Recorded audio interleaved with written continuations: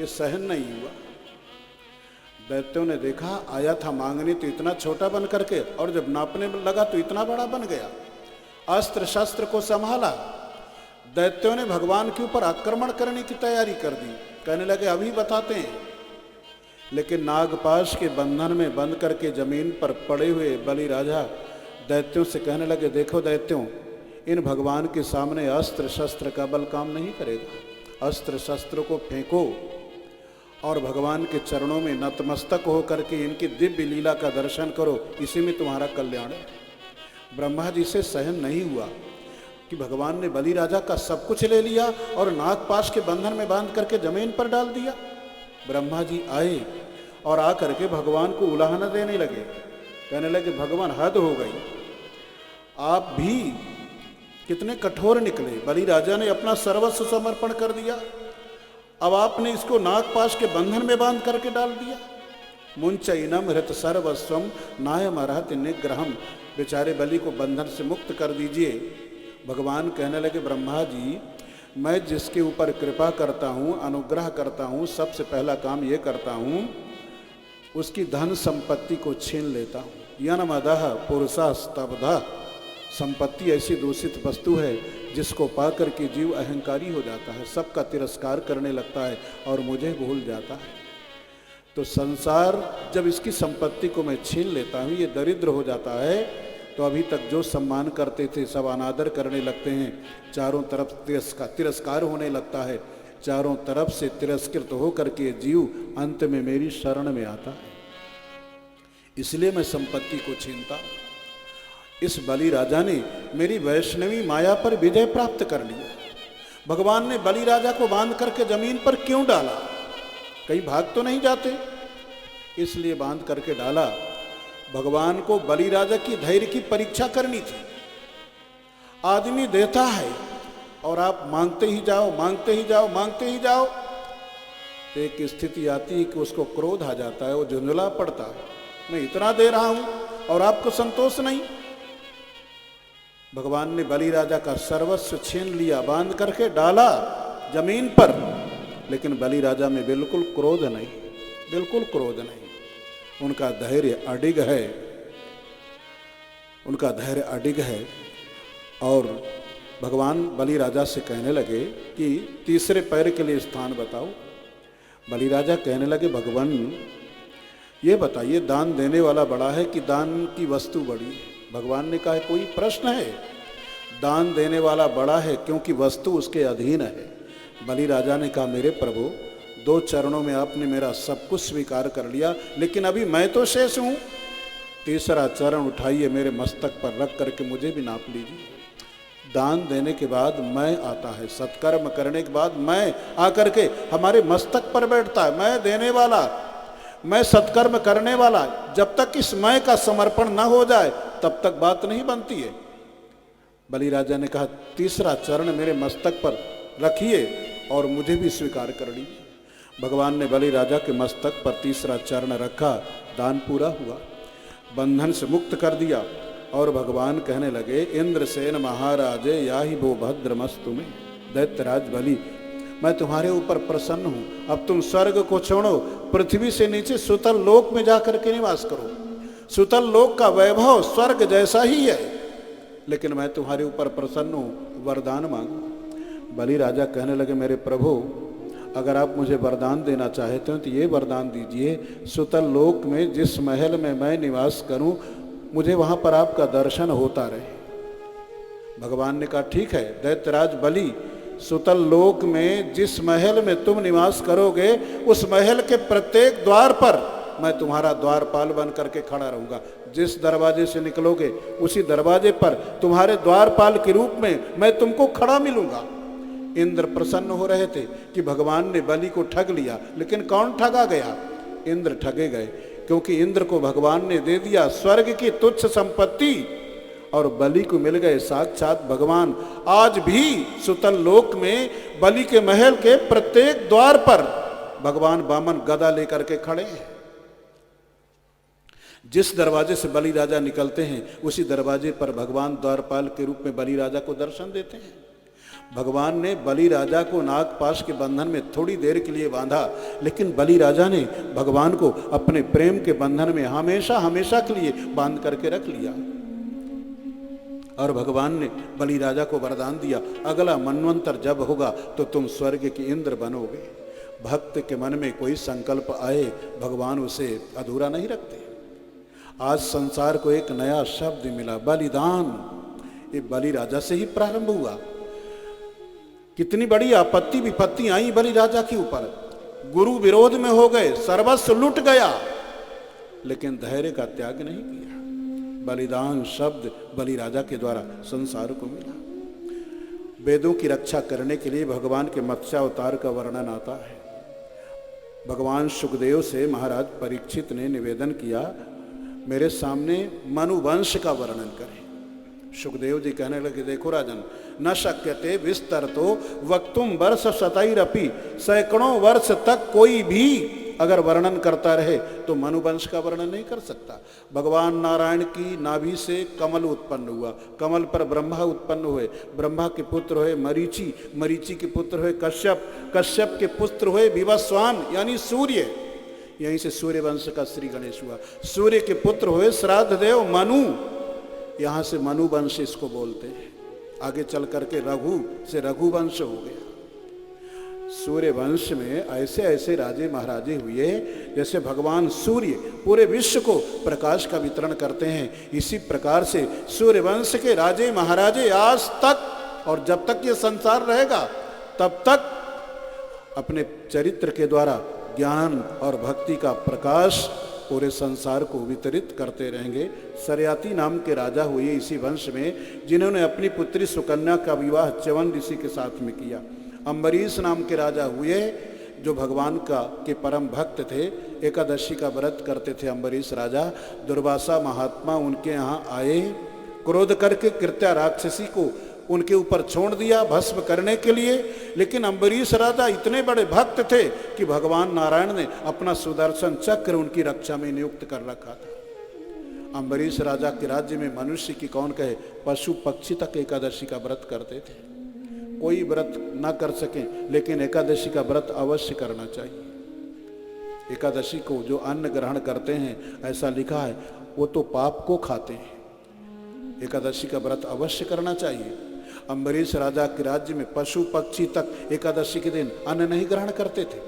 हमने आज के समय में 2-3 ऐसे कुत्ते देखे, एकादशी को अगर उनके सामने अन्न डाला जाता था तो नहीं खाते थे कुत्ते। तो यमराज के नरक खाली हो गए। धर्मराज ने भगवान के सामने त्याग पत्र लिख करके रख दिया, महाराज लीजिए। भगवान ने कहा क्या बात है? धर्मराज ने कहा, अम्बरीश राजा के राज्य में मनुष्य की कौन कहे, पशु पक्षी तक एकादशी का व्रत करते हैं। मेरे नरक में कोई नहीं आ रहे, नरक खाली हो गया। आप इस विभाग को बंद करना चाहते हैं क्या? हम बैठे ठाले करें क्या? इसी वंश में आगे चल करके महाराज सगर हुए, जिनके 60,000 पुत्र हुए। सूर्य वंश में ऐसे ऐसे राजे महाराजे हुए जिन्होंने ब्रह्मा के कमंडलू से गंगा को उतार करके पृथ्वी पर प्रवाहित कर दिया। महाराज सगर ने तपस्या किया गंगा जी को पृथ्वी पर लाने के लिए। अंशुमान ने तपस्या किया, दिलीप ने तपस्या किया, अपने प्राणों का अंत कर दिया। और महाराज भगीरथ ने तपस्या किया, गंगा जी पृथ्वी पर अवतरित हुई। गंगा जी साक्षात देवी है। गंगा जी में अद्भुत शक्ति है। 100 योजन की दूरी पर बैठ करके जो गंगा जी के नाम का स्मरण करते हैं उनका भी उद्धार हो जाता है। पयः पानम अधोगति अधोगति। गंगा में जो गोता लगाते हैं उनकी अधोगति नहीं होती। गंगा के जल का जो पान करते हैं उनको माँ के स्तन का पान नहीं करना पड़ता, यानी उनका पुनर्जन्म नहीं होता। नित्य प्रति हम लोग स्नान करते हैं, तो अगर हम गंगा जी का आवाहन करके स्नान करें, गंगा जी का नाम ले लें, गंगे चा यमुने चैवे गोदावरी सरस्वती नर्मदे सिंधु कावेरी जलेस्मिन् सन्निधिं क्रियात्, अगर ये मंत्र नहीं याद है तो हम गंगा जी का स्मरण कर लें, आवाहन कर लें मन से, तो गंगा स्नान का फल हमको प्राप्त होगा। इसी सूर्यवंश में महाराज दशरथ हुए। महाराज दशरथ के सौभाग्य का वर्णन कौन कर सकता है। वो अखिल ब्रह्मांड नायक परम ब्रह्म परमात्मा महाराज दशरथ के यहाँ चार चार पुत्रों के रूप में पधारे। एक परमात्मा ने चार रूप धारण कर लिए, राम लक्ष्मण भरत शत्रुघ्न। भगवान श्री राम का चरित्र अद्भुत है। ऋषि मुनि भक्त जन राम चरित्र का वर्णन करते करते, श्रवण करते करते तृप्त नहीं हुए। अगर आपसे कोई प्रश्न करे कृष्ण के चरित्र का वर्णन करने वाले कितने पुराण हैं, आप उंगलियों पर गिना देंगे। श्रीमद् भागवत महापुराण, हरिवंश महापुराण, देवी भागवत, ब्रह्मवैवर्त पुराण, बस 3-4 पुराणों में कृष्ण चरित्र का वर्णन है। अगर आपसे कोई प्रश्न करे रामचरित्र का वर्णन करने वाली रामायणें कितनी हैं, गोस्वामी जी से पूछा गया रामायणें कितनी हैं, तो गोस्वामी जी ने कह दिया नाना भांति राम अवतारा, नाना भांति राम अवतारा, रामायण शतकोटि अपारा, रामायण शतकोटि अपारा, रामायण शतकोटि अपारा, रामायण शतकोटि अपारा। गोस्वामी जी कहते रामायण शतकोटि, 100 करोड़ रामायण। और गोस्वामी जी अकेले नहीं इसमें, वाल्मीकि जी भी कहते हैं शतकोटि प्रविस्तरम, 100 करोड़ रामायण। रामचरित्र कितना प्यारा लगा, कितना सुंदर लगा। गायन करते करते भक्तजन तृप्त नहीं हुए। आज के समय में भी 150-200 रामायणें अभी उपलब्ध हैं। आज के समय में भी 150-200 रामायणें उपलब्ध हैं। विश्व के इतिहास में बड़े बड़े महापुरुषों का चरित्र आप पढ़ लीजिए, सुन लीजिए। सबसे अंत में रामचरित्र को सुने तो बड़े बड़े महापुरुषों का चरित्र, बड़े बड़े महापुरुषों के चरित्र रामचरित्र के सामने फीके हो जाएंगे, तुच्छ हो जाएंगे। भगवान श्री राम ने संसार में आकर के मर्यादा की स्थापना की। पिता पुत्र का क्या कर्तव्य है, भाई भाई का क्या कर्तव्य है। परिवार में सबके साथ हमारा व्यवहार कैसा होना चाहिए, मोहल्ले में, अड़ोस पड़ोस में, गांव के प्रति, जनपद के प्रति, प्रांत के प्रति, राष्ट्र के प्रति हमारा व्यवहार कैसा होना चाहिए, ये रामचरित्र से सीखें। रामचरित्र जीवन जीने की कला सिखाता है, हमारा व्यवहार सुधारता है रामचरित्र। और भाई अगर हमारा व्यवहार सुधर गया, समझ लेना परमार्थ तो बना बनाया है। परमार्थ को बनाने की जरूरत नहीं है, व्यवहार को सुधारने की जरूरत है। भगवान श्री राम ने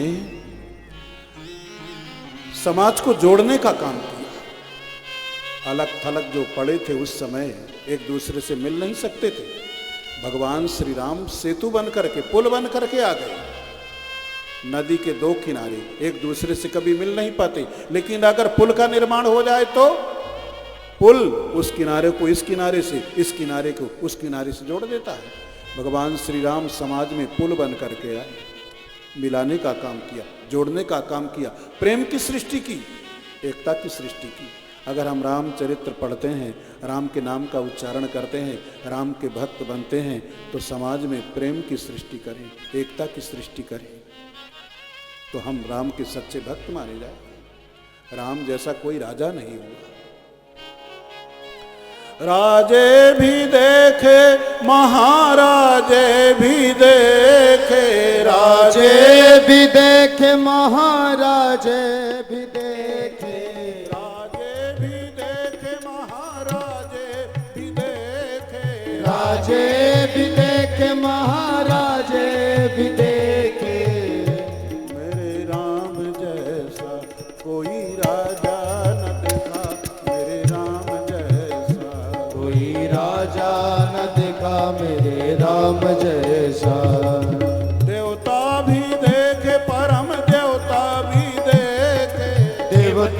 भी देखे परम देवता भी देखे राम जैसा परम देवता न देखा मेरे राम जैसा परम देवता न देखा मेरे राम जैसा ईश्वर भी देखे परम ईश्वर भी देखे ईश्वर भी देखे परम ईश्वर भी देखे राम जैसा कोई ईश्वर ना देखा मेरे राम जैसा कोई ईश्वर न देखा मेरे राम जैसा त्यागी भी देखे परम त्यागी भी देखे त्यागी भी देखे परम त्यागी भी देखे त्यागी भी देखे महात्यागी भी देखे त्यागी भी देखे महात्यागी भी देखे राम जैसा परम त्यागी न देखा मेरे राम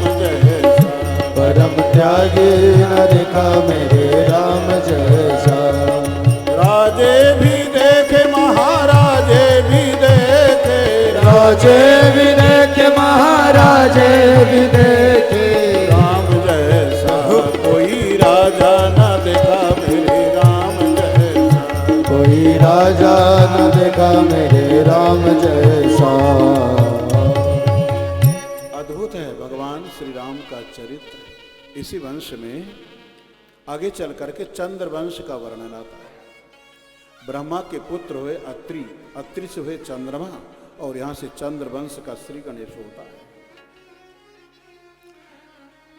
चंद्र वंश में महाराज यदु हुए, यहीं से यदु वंश नाम पड़ गए। द्वापर युग में जिस समय अन्याय अधर्म अत्याचार बहुत बढ़ गए, पृथ्वी पर शासन करने वाले राजे महाराजे अन्यायी हो गए, अधर्मी हो गए, अत्याचारी हो गए। भगवान के भक्त भगवान से प्रार्थना करने लगे, प्रभु अवतार लेकर के इन राक्षसों को समाप्त करके धर्म की स्थापना करें। तो द्वापर युग में मथुरा नगरी में कंस के कारागार में वसुदेव देवकी के पुत्र के रूप में वो अखिल ब्रह्मांड नायक परब्रह्म परमात्मा प्रकट होते। रातों रात वसुदेव जी ने भगवान को नंद बाबा के गोकुल में पहुंचाया। गोकुल नगरी में रहे भगवान कुछ दिनों तक। गोकुल नगरी को छोड़ करके भगवान श्री वृंदावन धाम में पधारे। वृंदावन में भगवान ने रस की सरिता बहा दिया, रसमय लीला संपन्न किया। कंस के आमंत्रण पर भगवान श्री वृंदावन धाम को छोड़ करके मथुरा नगरी में पधारे। भ्रातरम चावधित कंसम, मामा कंस को मारा, मथुरा नगरी में निवास करने लगे। मथुरा नगरी को छोड़ करके भगवान समुद्र के बीच में द्वारकापुरी में यदुवंशियों के साथ में निवास करने लगे। 16,108 विवाह किए, बहुत बड़ा वंश बढ़ाया। महाभारत युद्ध के बहाने पृथ्वी के भारभूत राजाओं को समाप्त करवा के भगवान ने धर्म की स्थापना की। अंत में अपने यदुवंशियों का भी संहार करके भगवान श्री कृष्ण अपने धाम को प्रस्थान कर गए। 1 मिनट में भगवान सुखदेव ने भगवान कृष्ण के चरित्र को कह करके मौन धारण कर लिया। ये कथा एक एक प्रसंग हम लोग महीनों बोलते रहे और 1 मिनट में ये कथा संक्षिप्त हो जाए। मथुरा में भगवान का जन्म हुआ, गोकुल में पधारे, गोकुल से वृंदावन, वृंदावन से मथुरा, मथुरा से द्वारका और द्वारका से भगवान अपने धाम को प्रस्थान कर गए।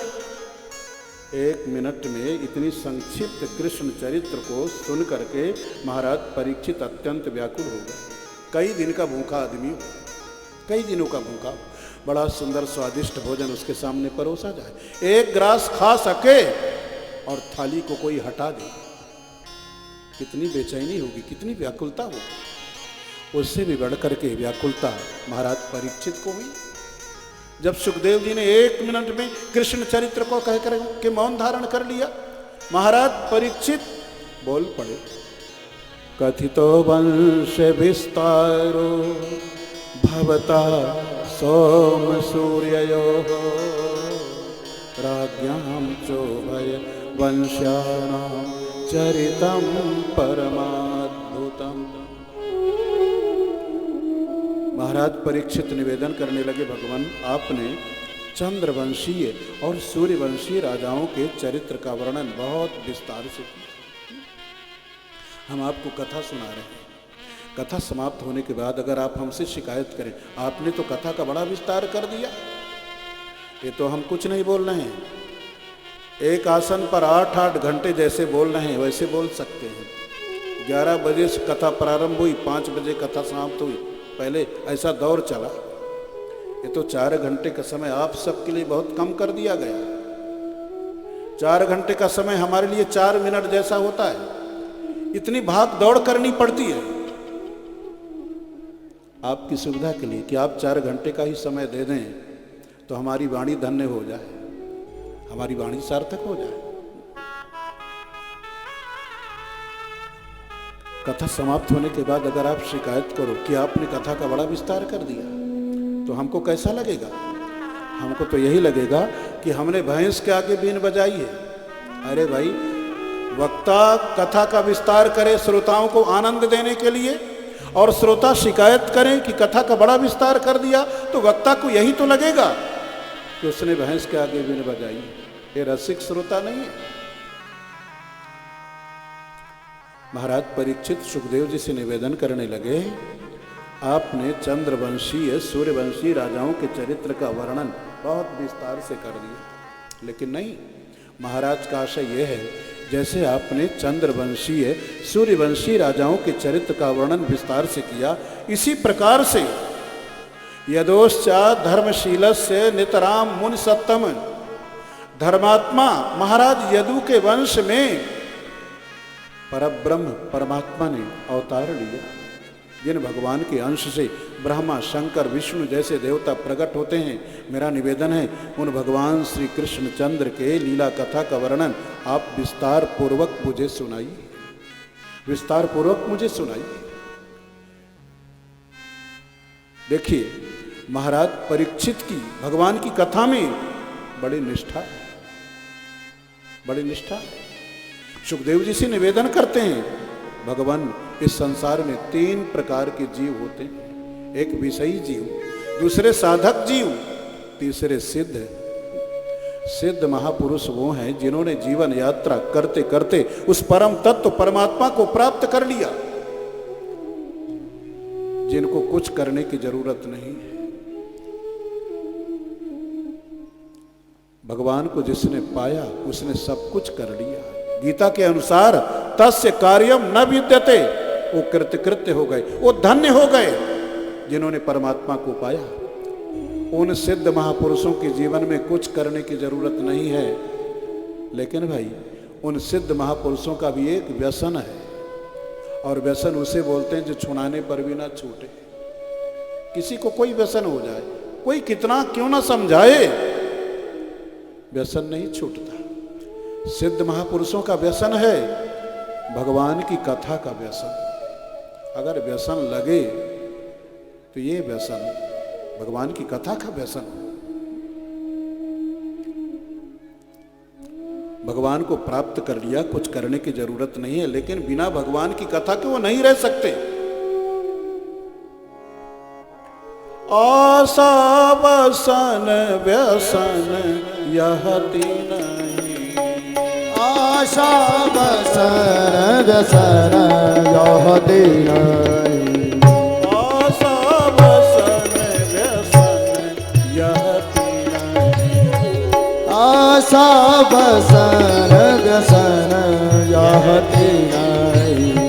रघुपति चरित होई तहाँ सुनाई, रघुपति चरित होई ताह सुनाई, आशा वसन व्यसन यह तीन, आशा वसन व्यसन यह तीन। ऐसे सिद्ध महापुरुष जिनके शरीर पर कोई वस्त्र नहीं, बिल्कुल दिगंबर हैं, लेकिन उनका व्यसन है, भगवान की कथा के बिना वो नहीं रह सकते। दूसरे हैं साधक जीव। साधक वो हैं जो परमात्मा तक पहुंचने के लिए हाथ पैर चला रहे हैं, साधना कर रहे हैं, प्रयास कर रहे हैं, पुरुषार्थ कर रहे हैं। ऐसे साधक जीव जब भगवान की कथा में आकर के बैठते हैं, भगवान की कथा को सुनते हैं, तो उनका उत्साह चौगुना बढ़ जाता है। भगवान की ओर उनकी गति और तीव्र हो जाती है कथा को सुन करके। तीसरे हैं विषयी जीव। हम लोगों जैसे सांसारिक विषयी जीव जब भगवान की कथा को सुनते हैं तो विषयी जीव के कानों को भगवान की कथा बड़ी प्यारी लगती है। इस कथा की इतनी महिमा है। भगवान की कथा का श्रवण करने के लिए आप जब अपने अपने घर से निकलते हैं तो जानते हैं जैसे जैसे एक एक कदम कथा स्थल की ओर बढ़ाते हैं तो एक एक कदम पर अश्वमेध यज्ञ का फल मिलता है। कथा की ओर आने की बात करते हैं, यहां पर बैठ करके सुनने का क्या फल है इसका कोई वर्णन नहीं कर सकता। कथा स्थल की ओर एक एक कदम बढ़ाने पर अश्वमेध यज्ञ का फल मिलता है। कथा कितनी महिमा है। यहां बैठ करके सुनने का फल कोई बता नहीं सकता। वो चरण धन्य है जो भगवान की ओर बढ़े, भगवान की कथा की ओर बढ़े, तीर्थ की ओर बढ़े। किसी भक्त ने तो बहुत अच्छी बात कही, धनी धनी चरण चलत तीरथ को, धनी धनी चरण चलत तीरथ को, धनी धनी चरण चलत तीरथ को, धनी धनी चरण चलत तीरथ को, धनी गुरु जिन हरि नाम जपायो, धनी गुरु जिन हरि नाम जपायो। वो चरण धन्य जो भगवान की कथा की ओर बढ़े, वो सदगुरु धन्य जिसका शिष्य भगवान नाम का जप करे। धनी गुरु जिन हरि नाम जपायो, धनी गुरु जिन हरि नाम जपायो, मदन गोपाल शरण तेरी आयो, मदन गोपाल शरण तेरी आयो, दीन दयाल शरण तेरी आयो, दीन दयाल शरण तेरी आयो।